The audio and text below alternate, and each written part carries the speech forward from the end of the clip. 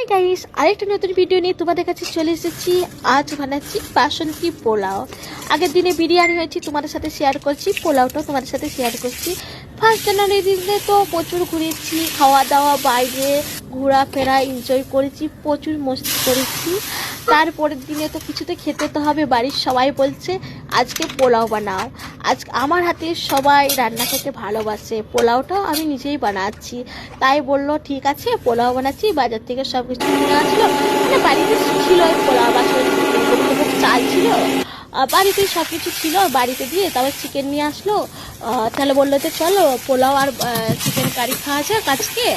তারপরে বলছি ঠিক আছে নিয়ে আসো। তাই আমি আজকে পোলাও আর বাসন্তী পোলাও আর চিকেন কারি বানাচ্ছি। তার সাথে মাছও ছিল, মাছ ভাজা ছিল। তো খেতে দারুণ হয়েছে, দুর্দান্ত, সবাই নাম করেছে। তোমরা কে কে খেতে চাও তোমরা অবশ্যই চলে আসো। আমার ভিডিও যদি ভালো লেগে থাকে অবশ্যই লাইক কমেন্ট শেয়ার করো। Bye, tata.